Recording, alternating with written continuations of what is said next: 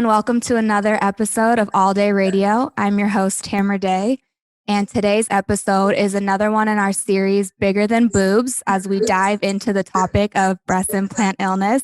And for those of you who aren't aware of what that is, as soon as you start listening to these episodes, you will be fast-tracked onto this particular topic that we are so fond of talking about, the titty topic.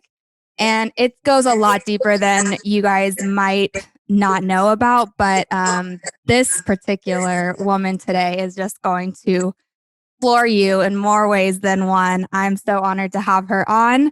We have Miss Kortney Olson, and she is an author, an amazing, strong, and I mean this in the most incredible ways, badass brick shit housewoman. And you know, coming from Miss Brickhouse herself, this is my girl right here. So introduce yourself, Kortney.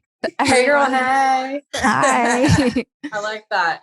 We actually put Brick House on a pair of leggings. Okay, you're gonna have to send me those because that is my whole motto over here. I had no idea. I don't remember how I stumbled across you, but I was like, oh, this chick is badass. So yeah, we definitely vibing. But yeah, no, I mean, you nailed it. I run a global clothing line called Girl, GRRRL, and brush things between my legs. You might have seen the watermelon stunt. Some guy was like, oh, just stop. It's getting old. I was like, oh yeah. All right. Let me go ahead and put that on a t-shirt then. It's getting old. Yeah. I was like, don't be jealous, homeboy. Anyway. You're the OG of watermelon crushing between the thighs, right? You guys, this is our girl. And I'm going to, of course, play the clip for you during this segment so you guys know who. Because this is a visual podcast, in case you weren't knowing that, Kortney. We're going to show it all here. And the reason I'm so thankful to have stumbled across your page as well, and I'm so like flabbergasted we haven't, seen each other before, which I think is just amazing the way the world works. But you just represent, even if you hadn't had the same story as me and hundreds of thousands of other women, I have this innate sense of like knowing who you are and knowing like how you connect with other women and how you connect with just our society right now. And just being who you are and coming across so authentically. I just immediately, like in 5 minutes, I think I went to your page and I was like, I need this girl. Like I personally need to know her. And if I need to know her, then I need everybody who's listening to know her. Because you showed me something that I was missing in my healing journey after the surgery, which was getting back to a place of who am I even before getting them? Because I think that, and this is why I'm doing the show, is that we lose so much of who we thought we were going to be by getting the implants in the first place, that when you take them out, you're like recreating who you are, but in a totally new sense and not the person that you were before them. And you just show me like that I can be this new version of myself that takes from the old, but also is like, I'm just going to reinvent to be whoever the hell I'm going to be right now. And I know that you're doing that for so many women, I really appreciate that because, and I've seen everybody's engagement the past week. Like I'm not a social media pro. And in fact, I used to despise it until I did some hippie magic woo-woo on it last week. It's called Site K. Yeah, no, last week I had to do it's a process called Site K. And tell us about it. It's like NLP on steroids. Okay. Neuro-linguistic programming, the stuff Tony Robbins does, but it's really anybody can do it. Are you familiar with Bruce Lipton? Mm-hmm. Well, yeah. Wait, I literally was just watching an interview with him 20 minutes before we just went on. So okay. There's no coincidence. No, there's not. So yeah, he's a big advocate for Site K. Like before he wrote The Biology of Belief, he did this process called it's called a back to the future, and it's clarifying to your subconscious. And there's a bit of spirituality in there. And he said the book wrote itself within 2 months when he had been trying to write it for years. And it was the same process that I did before we launched Girl Clothing. And I believe that's how God and the universe helped Holly Holm whoop Ronda Rousey's ass in UFC 193, which is the greatest upset in sporting history, which created our success for the brand. So Can you dive into that? Because I think you live, breathe, sleep, eat it. But for those who don't know about your brand, so you guys, Girl Clothing, GRRRL, 3 R's. Remember it. Hey, can't forget it now. Is Kortney's clothing line, but it's a movement. So tell us how that birthed and where it's at. You're a great host, by the way. I admire people that, you're just in the passenger seat and picking up on things, like it's just, and you're supporting you're supporting your guests as well. So that's super cool. Anyway, just weird, like girl crush thing happening. It's fine. It'll pass. You guys, I want them to know this is also, I'm doing things so unconventionally. This is our first conversation ever. And I'm just like, hey, you want to get on a call? Let's just do the show. Fuck it. Let's do it. All the way. All in. Ask if I could drop an F-bomb. Oh, okay, yeah. I cuss first. Like a sailor. Everyone knows. Another stare. Yes. Yeah. So that's a great question. I had, long story short, and I'll see if I can put this into like a 5-minute nutshell, and I'm sure you can relate growing up as a girl that didn't like some part of your body, as most of us do. Or all of it. Yeah. Or all of it. Exactly. And for me, it was my legs. And my senior year of high school, I was supposed to be the first female president of the United States. And it was the ASB president, captain of the cheerleading team, started the first girls golf team, was in a Christian rock band, had a 4.0 GPA. Totally an underachiever. I mean, get with the program. Yeah, 100%. Right.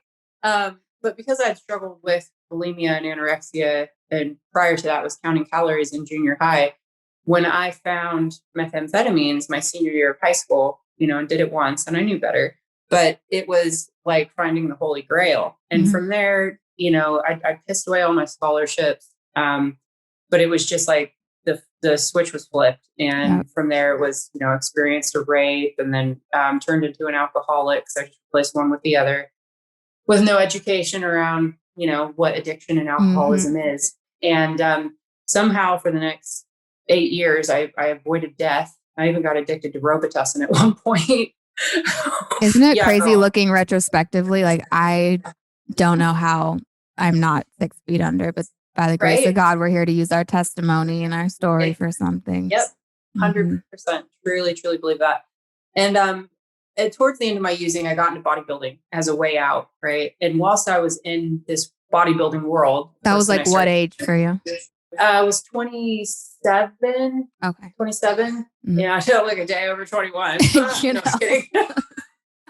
Yesterday. If I just had in my mouth, that sounds a little inappropriate, but anyway.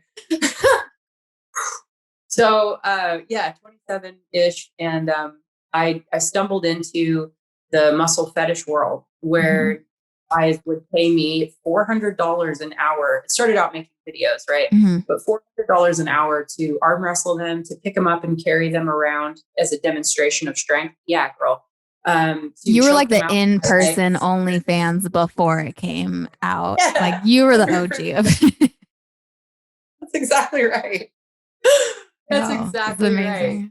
Yeah, and I owned it too. I'd blog about it publicly, and I'm like, you have to lie about doing something, then don't do it. Yeah. So, but I was so proud because I was like, how did I think my legs weren't great? And here I am there's guys that will pay $400 just to worship your calf muscles. Can you be honest with me on this? Like, have you thought about, because I always try to dig deep on the mental side of this, like, and granted, where you're at then is not where you're at now mentally, I'm sure. Right. But I think like my thoughts are, was doing that and receiving a financial payment for it and being able to like sustain yourself or level up in that sense, did that play into like, there's something here in owning my body or in owning my power? Or was there something about people giving you that energy back for it? Or are you just stepping into that power and being like what was that defining kind of moment for you to know I'm going to own this part of my body? That's a great question. Because whilst I was doing this, in the quiet hours, and there's a whole chapter of this in my book, actually, it was chapter 10, fit is a fiddle, but dead inside, flatlining inside, actually. And, you know, whilst I was by myself, it was, this isn't good enough. You know, I was ripped up and it just still wasn't, I could see, you know, like a dimple on my left hamstring but then when the guys would show up, I was on, you know, flip the switch in full hustle mode, you know, charismatic, but I truly did find the shit interesting. And I wanted to know, how did you get into this? Like, I had no idea this stuff existed. Please educate me. And then, you know, I actually started out as I don't want to say a men's rights activist, but I would sit there and counsel men and be like, look, you know, it's okay for you to like strong women. Isn't it crazy how you fall into that role? You're like, all of a sudden I'm like this counselor for men, because you're able to break that barrier. I think strong women who have a sense of who they are or what they've been through, I find myself in that position often where I'm like a counselor to men, because we can see both being a strong woman physically and being treated as such, and then seeing their perspective. I'm like, you guys don't understand the conversations I have with some men. They're just open up to you in a way that I think because they know you can handle it. You know, I don't know what it is, but it's just, I don't either. And it bridges the gap. I think God uses people like us to bridge gaps between the sexes, and it's wild, but because you know, and then learning about incels, you know, years later, and I'm like, no, you don't understand. Like, incels need to know, you know, the hardcore Jordan Peterson boys that think women just want one thing, and you know, and I'm like, no, you don't understand. Like, that it's not like that. Women will find you attractive even if you find a woman's feet attractive, you know, like, or hairy armpits, or, you know, but it's just all these things that, you know, we thought were deemed as disgusting, or there's people out there who find it beautiful. And so this whole experience was the first real watershed for me to be like, oh my gosh, the world is not what I think it is. And long story short, long story short, it's so long, but I ended up getting, I was taking, I got off of speed and drinking, but then I hurt my back wrestling. And mind you, this was the time when I started crushing watermelons. This guy paid me, you know, it was a scissor session, wanted me to knock him out. So scissoring just means you choke guys out with your legs. And I thought I broke his neck, girl. Listen. I was so high. Did they have to sign an insurance waiver to be with you? I got one made after this incident. I got one of my clients who was a lawyer. I'm like, look, I need a death waiver, because it was a sideways figure 4, and I hear this really loud pop. And I thought I broke his neck because he just slumped over, and nothing. It was completely quiet. And it wasn't until about 8 seconds until he started snoring. But there was a blue tarp in his office. Did you ever see the first viral video? It was like on Tosh.0. You have it? I can find it for you. I can find the link. Okay, I'm gonna put it up here. Yeah, and I'm in a thong and like a black little sports bra and high heels. It just looks. It's so trashy. But you can see the blue I have tarp. those videos too. Don't worry. Yeah.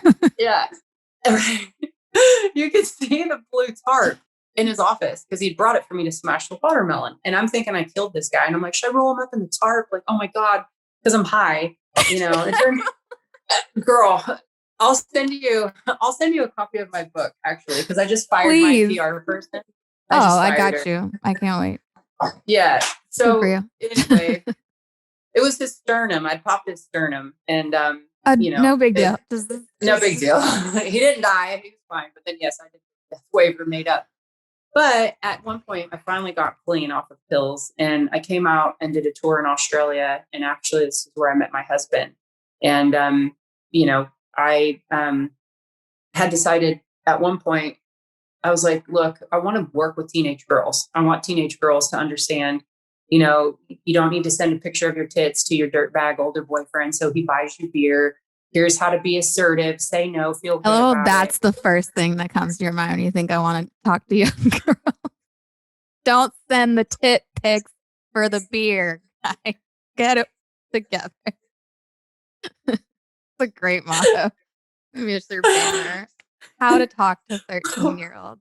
Well, now it's TikTok. They don't even have to. Like, I know, you're gonna get the beer regardless.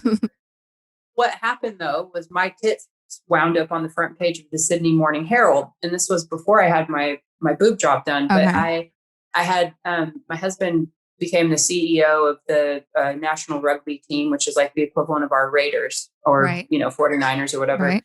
And you can tell what state I'm from, right? And so I came on as an assistant strength training coach, and I decided, I want to do something else. So I volunteered with, I applied to volunteer with Big Brother, Big Sister. Okay. But then what happened is a journalist found out I had a different last name and did some looking around on the internet and found, so I had video clips on a website called Clips for Sale, not Clits, Clips for Sale. I have to clarify because people are like, what? And there's everything on there you can possibly imagine, like pimple popping, like this stuff was going on well fetishes before whatever. From back. Yeah. Yes. Mm-hmm. So I kept stuff up there because it, I was making residual income, and there's nothing topless, it was me crushing a watermelon, beating guys arm wrestling and laughing at them. It's also before, is this prior to like the social media boom? Oh, for sure. Yeah, right. So you weren't worried about cancel culture at the time? No, it was like 2008, 2009. Right. And right when Facebook came out, roughly. Mm-hmm. And this journalist took pictures off my Facebook and then wrote this headline that said CEO hires ex-fetish porn star wife. No, it wasn't even fetish. CEO hires ex-porn star wife to train the under 20s. And what happened was this one story syndicated all over the world. And then I was right in the middle of it and discovered how powerful the media is. Mm-hmm. And I had just watched Gene Kilborn Killing Us Softly. Mm-hmm. Have you seen that? Yeah. Okay. That just completely gave me a whole new level of awakening, right? Mm-hmm. Where I was like, oh my gosh, how women are portrayed in the media, like how tits are used to sell everything. Mm-hmm. And, I realized that they spun me like I was some dirty, disgusting, drug addicted slut whore, and it turned out to be this whole big thing. They had my pictures of my tits up on with a little black tiny box. I have little tiny tits. You're like, there's nothing at the time to block out. Like, it's just my nipples. It's just a fucking thin line.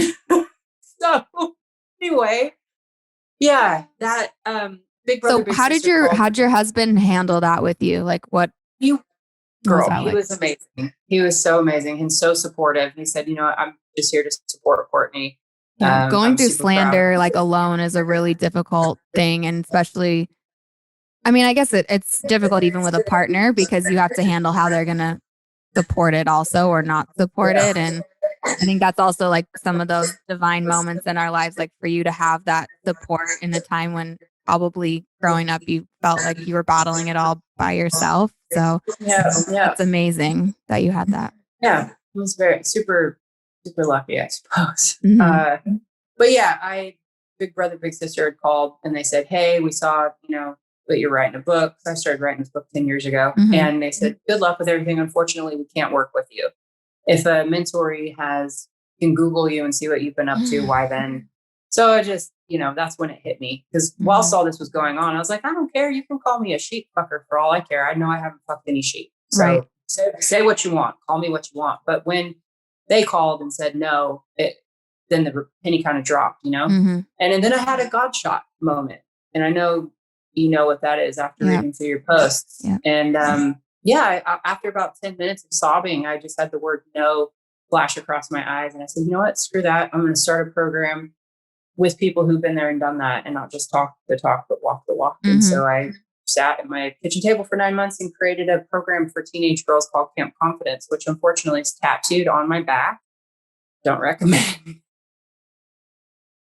Listen to, I have a box of next year. Your body though is just a walking, talking like storyboard, which I love. Like I'm a person that puts it all out there. And so I think when like tattoos are, maybe more acceptable now than they used to be. But if they can tell the story, like you don't even, it's an opener. It's a conversation starter. It's the reason like I love rocking my scars, like I've been reached out to by someone who's like, oh, I'm a tattoo artist. Like I can, easily shade your scars and make them look, your skin color. And I immediately was like, I would never do that. Like, this is literally what I'm purposed here to do. Like, I had to walk through the fire to get to this place. I'm not going to hide that. So, okay, something tattooed on you. You get to talk about this whole story, everything about it. Yeah. Yeah. No, that's super accurate. And they are some scars for sure. Mm-hmm. But yeah, the wind up to this was, we did that for 2 years, and these girls were cutting themselves, like just gorgeous teenage girls. And they're, in the midst of eating disorders, but like self-harming, because I didn't know anything about self-harm. It was what it looked like in that way. You self-harmed in other ways, and correct. That's disassociating right. and in distracting and in using substances. Like, I think when you get in the midst of girls that are hurting in that way and you see it firsthand, it's shocking to some people who don't know what's really going on with them. Like, I've worked with that population as well. And it's crazy to think some of the most like aesthetically beautiful and maybe even the most what we would consider maybe privileged, like, are hurting the most. And right. It's a shining light to what our society has become, and why like I continue to show up like this, and why finding women like you is so exciting and empowering to me and fuels me again, because I'm like, this is why we continue to show up, because we have this degradation of our like society on women, and this battle we're up against of just constantly trying to meet these norms that don't actually exist. And I love that your kind of platform all started from defamation of character. They love to do that, drag our name and our, personality and our whole entity through the mud, keep them weak, keep them insecure, keep them hurting and feeling like they don't have any power. And then we have them for however many years, and then we breed that by the next generation. So you hit them right. When that's why I say like changing the narrative with these young girls is a domino effect, where like, yeah, maybe we're going to reach women our age or older who are going through the same things as us. But what you're also doing is this whole, when they have children, you're going to start changing that whole narrative about what we actually need to do to change, alter, fix, and perfect ourselves, and so you went like straight to the source to see like how bad it really is with these young girls. And that must have been a total switch for you to know, like, this is my calling, like, this is my purpose right here. Yeah. It was interesting though, because it was after a year in that, for whatever reason, I decided I wanted to start competing again. And I wanted to do a physique show. And I don't know what got into me, because I swore up and down I was never going to compete again. I feel the same way. Ever. Like that world. Exactly. There's just one. But I was like, yeah, I need to balance myself out, because my legs are so huge. And, I've had a judge tell me before, well, you should think about getting some breast implants. Isn't that great? The words we use. I need to balance myself out. The same way they tell us you need symmetry, which means AKA. Yeah. Exactly. That's exactly right. Without saying it, if you want to make it to the top, you're going to need the top. Titties. Yep. That's exactly right. And so that's what I did. And it was funny, because then the newspaper wrote about that. I posted a picture on my blog, and of course they took it off and, said, Kortney's teaching confidence camps, but is getting her boobs done. And so whatever. But yeah, it was during that time. That's when I got them put in. And then one of my partners got pregnant, after, it was about 2 years in, and in the downtime we thought, right, so how do I take the same vision and mission and roll that into something global? And that's where Girl came from. The clothing line came straight out of that program for teenage girls. And this was what year? 2015. So we launched November 2015. Wow. And we kind of we had gotten the idea a year prior, and I'd actually registered a company called Like a Girl, GIRL clothing, and then let it sit for about a year. Do you remember it was Always, feminine hygiene products, pads, tampons. Yeah. They did that campaign. And they asked, like, yeah, you know what I'm talking about. And it was right around that time. And we thought, wow, this is something, the universe is trying to tell us something. But of course, we just let it sit for a year. And then after we put camp down, we thought, right, let's go back to that. And we thought, how can we make it more aggressive, or, like well, just something that's gonna like be in your face to draw attention it needs. Yeah.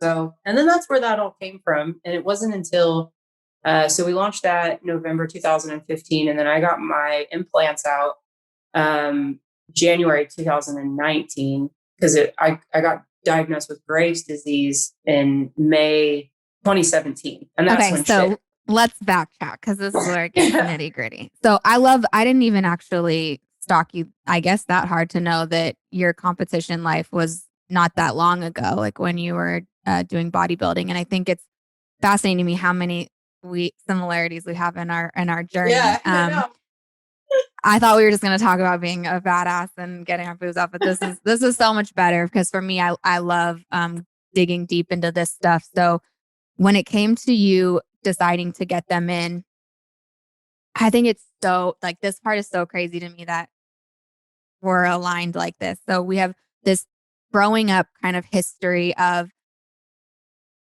having deep insecurities and sexual traumas and things that just boil to here, right? Boil to where you're like, I either am going to explode or just self-sabotage or go within and, deconstruct everything.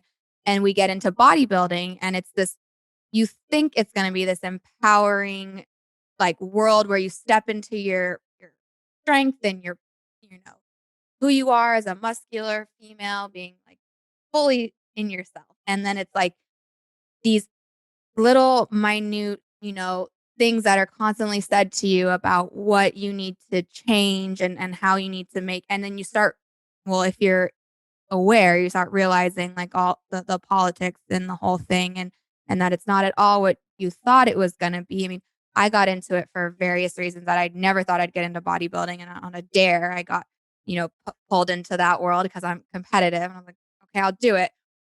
But it was I call it the perfect storm. Like, that world was the exact catalyst I needed as an insecure person my whole life, as someone who was trying desperately to be seen, to be heard, to be myself, which I didn't even know who that was.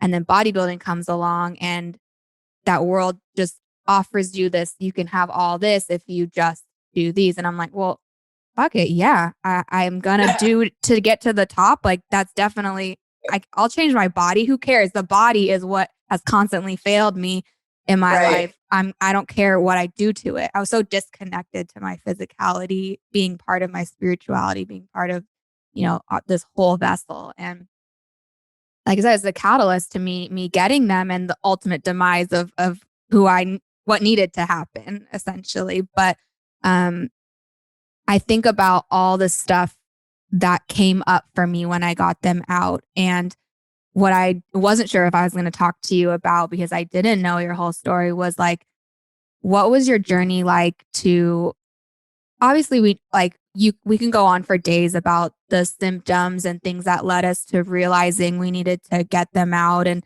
yours seemed to be an even shorter journey than mine. I had them for 6 years. You had them for what?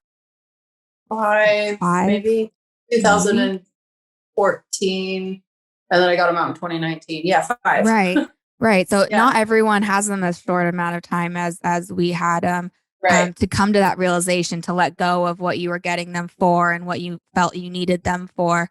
But like what came up for you in that process of deciding you were gonna get them out? And because I think for me, being in social media at the time, deciding to get them out was this whole push pull of like doing it in front of people, being honest and open like I have been, but also knowing like now I have to actually talk about all these insecurities that led me to get them, when they were never something that I led with anyways. It wasn't like I was wanting hits as like the main thing. My thing was being in the fitness industry, but it came with who I presented myself as, was like the boobs were part of the package. And now I had to face all these girls that had seen me that I thought I was empowering in that way and go, wow, I have created a whole narrative around owning our bodies, but I've also I've had these things, And now I also have all this stuff coming up about my sexual abuse and my depression, my anxiety, like everything came up. And like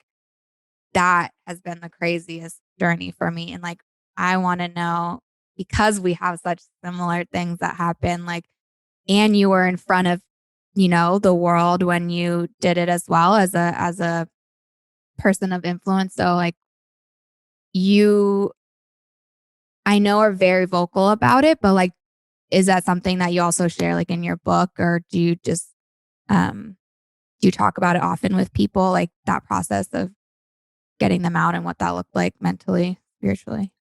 Yeah, it's really interesting because, and I think this is so fantastic that you're doing this. And I actually can't wait to share it there. I'm sure you've seen the group. It's breast implant. What's it called? Breast implant healing by Nicole. With Nicole Oh, Duda. the main private Facebook group. Yeah. Mm-hmm. Yeah. And share this podcast in there. Yeah, that was a big part of my getting them out too. Was So many women have varying stories, and it reminds me of 12-step recovery. When alcoholics, you go and you hear your story from somebody, although at the end of the day we all wound up in the room together, because when we drink, our life is unmanageable. Some people just like fall asleep and piss their pants, and some people drive a car into a all of our rock bottoms look different, right? Yeah, that's right. All of our rock bottoms are different. And I think the same can be said with the breast implant illness. All of our rock bottoms generally look different, but we all wind up in the same place. We all wind up sick. So but for me, it was strange, because when I got them put in, and that whole process too, it was because I was doing these camps with these teenage girls and, working on body acceptance and all this kind of stuff. And I said, look, you got to do what makes you happy. Just be authentic about it. And it, because I had it in my mind that I was going to be going down the path of being this great physique competitor. And like, because all throughout, and when I was bodybuilding, everyone's like, oh, you look like Dana Lynn Bailey. And I'm like, first of all, I'm older. Okay, let's get that straight. Second of all, I'm about 30 pounds she looks heavier. like me. And I'm like, fuck it, I'm gonna go for this girl. I'm gonna get up there and like just going into physique, trying to have that catching up with so it was just this ridiculous goal. And then so I was okay with getting these boobs put in, because that's what I needed to do to win. Isn't that weird? Like our competitive nature can just bypass what we know to be everything. And actually the world we're in. Like we were in a world of helping girls see themselves differently, but yet it doesn't heal the little girl inside ourselves that's over there being like, just be the best. You'll be loved then. You'll be loved then. They'll accept you. Be the best. But we're teaching them. It's like we can't get rid of her. No. But we had to go through these things, obviously, to be able to shed that girl. Yeah. So, and you're right. Like, even though we're in that world, but I will say I didn't, the term implant illness, like, had never crossed my radar. Oh, of course not. The only thing I was concerned about was if, my heart was going to stop while I was, under. So it was the surgery, and it was like the aesthetics. Like, okay, am I going that big where I'm that girl, or am I just going to be normal looking? Those are only concerns, because they literally make you feel like completely everything's going to be perfectly fine. Yep, totally fine. And I had, the allergen, whatever ones were recalled, the textured back. Brazilian. Oh, me too. Mine weren't allergen, but mine were from a company from Brazil that should have never been on the market in the US. And wild. Wild. The whole conversation with that one too, about, I know, right? Like the lawsuit you could be a part of, but I realized like I'd rather use my platform and my than tied up in class action that could go on for 20 years with the kind of money they have. So right, 100%. It's accurate. And I don't know about you, but when I got mine taken out, I still have residual silicone in my right armpit, but they came out completely intact. Yeah. And you're like, oh, okay, well, that's good to know. But when I got them out, to answer your question, I immediately was blessed in a sense that I went back to my normal self, because there was an issue with one of them. And come to find out, my surgeon was a total piece of shit. He falsified some of his credentials, and he got done for sexual assault with a patient after the fact. And mine kept swelling up with liquid underneath it. So it was my left one, actually, and would get this big pocket of liquid underneath it. And it happened about 3 or 4 times. And it was just a huge drama, and I'd have to get it drained. And then it was like swollen and up, like it was twice the size of my right breast. And so when I got them out, because I could feel the bottom of the texture, the size of it. But they weren't leaked or ruptured, right? According to Correct. So that's what I like to point this out on every episode that I talk about. Like, majority of us don't have those, what they perceive as being a leak or a rupture, where you see the silicone coming out of implants, because they think, oh, of course that's going to make someone sick. And it does rapidly. But there's the other portion of us women that we comprise the vast majority of these symptoms, that it's just the material on the outside, whether it be textured or not. We just happen to have it textured, which does equate to more symptoms and faster, demise of our immune system. But we're affected either way. It's just having that foreign entity in the body that our immune system gets jacked up with. So I think that's important for people to know. Yours also weren't like that, and you're healthy for the most part prior to. Yep. 100%. It was so healthy. And so it was, about 2.5 years in was when, actually 2 years in, because I started, showing signs of a thyroid issue. And then all of a sudden, overnight, it was the stress actually of trying to get from Singapore to the Arnold. It's like 5 flights later, and my thyroid just, all of a sudden, I'm like, couldn't sleep. I'm like shaking, completely shaking. Couldn't walk up a flight of stairs. Couldn't lift 5-pound dumbbells. Lost like 15, 20 pounds, all muscle, just so anxious. Oh, horrible. Isn't it crazy reliving it? I'm like, that last year, 2 years was just brutal. So bad. And it relapsed. So it became stable after about 6 months of being on medication, and I maintained meds. I was on medication actually for, I think, close to 2 years. And then I was off of it for a year. And just this last December, so 3.5 months ago, I was 2 days in Australia, hotel quarantine, and all of a sudden, boom, out of nowhere, it just came on, and my resting heart rate. Sorry, you're how many years out from your explant? So it's January 2019, so 2 years.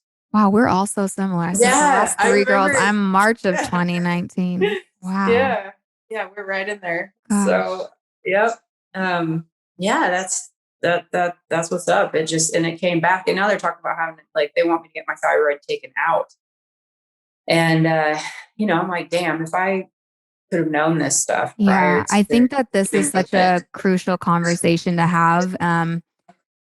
I briefly touched on it in my most recent video about what 2 years after surgery can look like, and how I wanted, because we're as leaders, or as people in a movement teaching young girls, like, I so badly wanted to be like, everything is awesome once you get them out, because that would lead to more girls getting them out. And I'm selfishly want more people to be healthy and not experience what we experience, or not get them. But what happens is, like, not at all expected, and it's not linear. And the journey to healing physically is also a lot more taxing than I anticipated, because I felt so good right after that. I thought it would just continue to get great or better. Or what ends up happening is, not for everyone, but for a lot of us, you have like, oh, we healed this layer. Like, cool. Now my body can expose what the next layer of healing is. Cool. Yeah. I've been battling severe hives for 6 months due to a stressful event. My mom was hit by a car while running, and it just sent me into this whole fight or flight mode that I hadn't experienced since surgery. And my body's like, hey, I'm going to put all my energy over there and I'm going to expose the next layer of what we need to release. And you learn that these 38 carcinogenic toxins that are in these implants live in all your major organs for however long they want to. It doesn't matter how many detox protocols you do. And I did a shit ton of them, Right. like so many. But we have so much toxins already built up in our body from years of taking other things or abusing other things, or like for me, I found that it's releasing stuff that I had years prior. I was on Humira before I got them out for my autoimmune condition that I already had.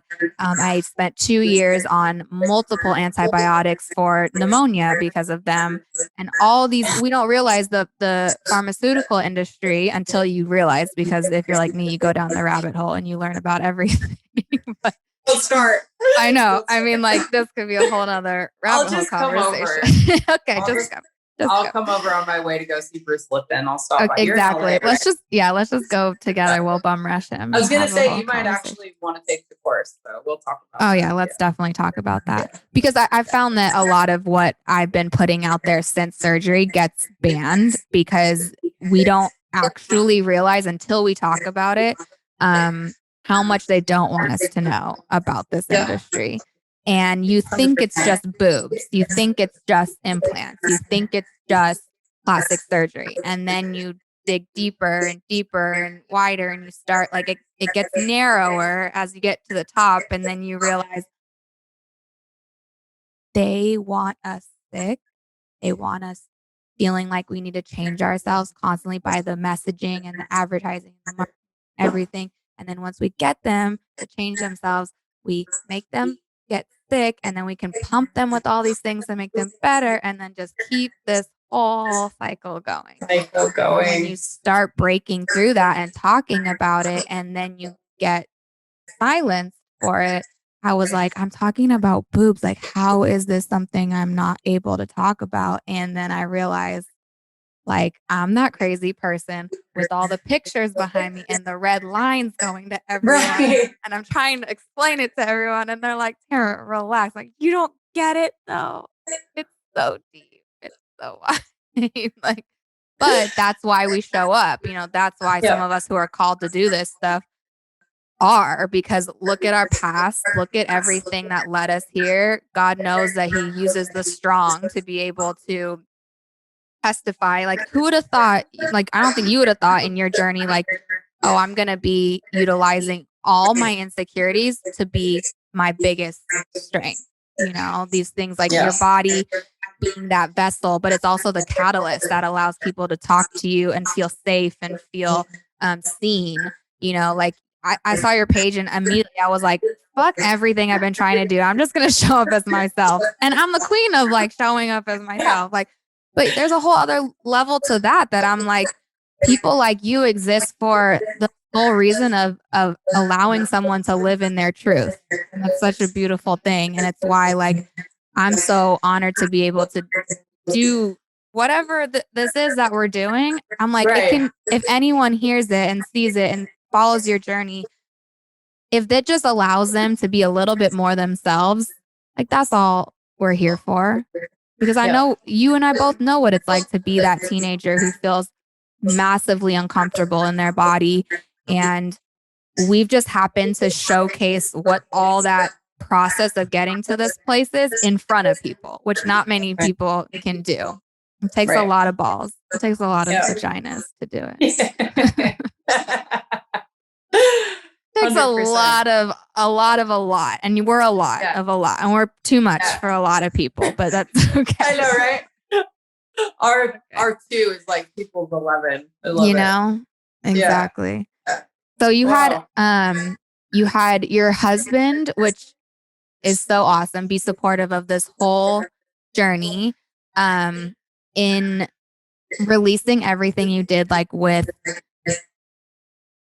the book and all, like, your story. Did he already know, like, kind of everything about you? He knew everything. Like I said, I would blog about everything. And he actually first contacted me because he signed up for my membership website, but he didn't watch any of the videos because his work environment was like an open, and he was the, general manager of marketing. Like he had a team of 100 people. And so but he wanted to support me. And I put a blog picture up when I quit taking Oxycontin, and I had 2 days clean, and I had a little tear running down my eye, and I was like, this is the face of truth.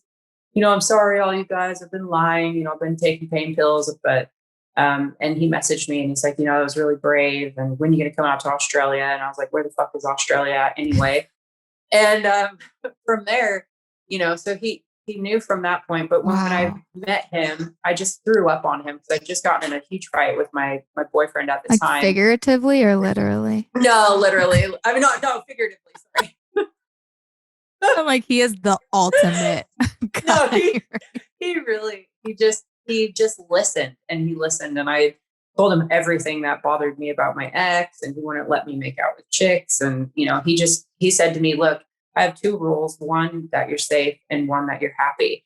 And ever since then, this is in the book, so I don't want to ruin it for you, but he took me on a date, and this was literally our second time meeting, and he got all these little special things. He actually hand wrote me a birthday card when my ex, and he had gorgeous handwriting, he still does. And then he got me this little Tiffany, this Tiffany heart charm. He's like, you always have a piece of my heart here. And then he asked me like my top 5 favorite American songs. And I'm like, I forget what I told him. And then he tried to match that to Australian songs and put them on a little iPod shuffle. And then he got me the book Red Dog because he knows how much I love dogs, kind of our thing. And then he held my hands and he was like, and this was on top of the Eureka Tower, which is like the biggest building in Melbourne. And you can see all of Melbourne. The sun was just setting. Everybody had cleared out. And he like held my hands and he said, I have to tell you, you're a golden child. He's like, I will support you spiritually, physically, financially, emotionally. I will support you any way that I can because you have something really big to do in this world. And it was like, every time I tell that story, I get all teared up. I'm like, he saw you before you saw yourself. Yes. And that is why I wanted to tell these stories, because I also want people to know, like, there is hope, as corny as it sounds, to find someone, to be partnered with somebody who sees you in your entirety. So don't think that by changing ourselves that somehow we're going to attract the person that we need to walk this journey with. That you stepping into your role of like 100% Kortney, as ugly and crazy as that was at the time, someone saw you and and girl, he saw what you were gonna do. Like that's because a lot of what we go through is trying to change ourselves. As much as we as women say the famous line, I'm doing it for me. Bitch, you're not doing it for you. You're not getting those tits for yourself. You're doing it for what you think is yourself, but it's your entire life of programming telling you that in order to be loved and accepted and feel safe, you'll need to attract this type of person, because then thus you'll receive that from that person and then you can continue being yourself. But we don't think of these things, and unravel it. So what you're doing by literally, you were trusting, your gut on that and going with him saying like, I see what you're being called to do. Like, that gives me so much hope in that, because I ended a relationship when I was sick and I thought that was going to be forever. And when I got surgery, they didn't come back for me. Like, it was not a thing. And I realized in that moment, this person was with me because of who I was, not who I would evolve into. And that was a huge epiphany for me, because even though there was deep love there, I was evolving into who I was called to be prior to them, and they weren't going to walk that journey out with me. But there is going to be somebody who sees me for all the crazy and all the layers and all the shit that's going to come up even through this healing, because I don't know who I'm going to be in a year. But you give me hope that there's going to be someone out there, and it gives hopefully so many people and girls and guys hope that changing ourselves in the way that society tells us is going to attract some sort of security in a person or stability in a person is a fallacy. Yep. 100%. That was amazing. You pulled that out of that. It's so true. You're really good at this. I'm all maybe about I just should make this my thing. I don't know, but I think you should. I definitely think where you you got your call. Thank you for saying that, because where you got your call to step into this role, I thought mine was in fitness, and now I've realized God used fitness to draw people to me. But my real calling is to be able to share people's stories and their testimonies, because I can be a facilitator of that. I can't tell everyone's stories. I need them to be able to tell it. But I have this incredible platform that he allowed me to build when I was still lost and still broken and still trying to figure it out. And now I'm still those things, but I'm working it out in front of people, and also being like, look, there's a whole bevy of people and we're all doing it together. So you're not alone in this, Like I just want people to know they're not alone, because I felt alone my whole life. And if I can just do this one thing by giving women like you, and I want to have men eventually too. Like this series is just on boobs, but I knew it would go deeper than that. But I think the show in general will evolve into telling people stories in the most raw and organic way, which is from the horse's mouth. And that's the best way to share that testimony. So I'm so grateful that you're willing to be so raw. You're changing the narrative of just like an entire generation. So whether it be the moms that hear it, the dads that hear it, the women, the girls they raise to become the women of the next generation, like you're doing the hard ass work, and it's tough to buck against the system of what society tells us we need to be like. It's an honor, like just being able to talk to you. And now I'm like so freaking giddy that we might actually get to like hang out and do this thing and just take over. But yeah, I just wanted to just honor you in that way, and thank you for taking the time out to show up as yourself, be yourself, and know that that ripple effect is affecting so many people out there, and it's going to continue. And I want you to tell people where they can find you, for those maybe just listening and not watching, because I will put stuff in the caption of this video. But how can they connect with you? Yeah, the gear is girl.com. It's GRRRL.com. And then my Instagram is Kortney_Olson. So it's just Kortney with a KORTNEY, right? _Olson. And then girl clothing, by the way, everyone, is not just something you wear. It's not just tangible. It's a movement. It's a way of being, and that's who you embody through and through. And so it's really encouraging watching someone step into their power and their truth by the brands that they create being intrinsically connected to them. And I think that's something that, for me, we should all strive to have, is be one with like what we create, because that, putting that out there in the world, shows us like, if you have something in you, like birth it, bring it to light, because you never know who it's going to affect. So definitely check out that stuff. I want to get into those brick house pants. Brick house. I wrote it down. I wrote brick house. Everyone knows, like, that's what people used to call me back in the day. I would hate it until I finally stepped into like owning that. And I was like, all right, brick house body is what it is. Like, we're just going to own this. And then that's like, that's my, fitness community's brick house body. So I think like, that's just, I want your book. I want the clothing. I want all of it. I'll send you all my stuff. And I want your address. I'll be over. That I won't put on here, but I'll message you. Keep that on down low, just for us squirrel friends. Yeah. Well, thank you so much. Oh my gosh, this has been way more than I could have ever expected. I'm so grateful, and I cannot wait for the next one. Cool. Thank you. All right. Have a good night. Mwah. Thanks so much for watching. If you guys like this video, make sure you hit the like button. And if you want to catch more episodes, make sure you subscribe. And please comment any questions you have down below. We'll see you on the next one.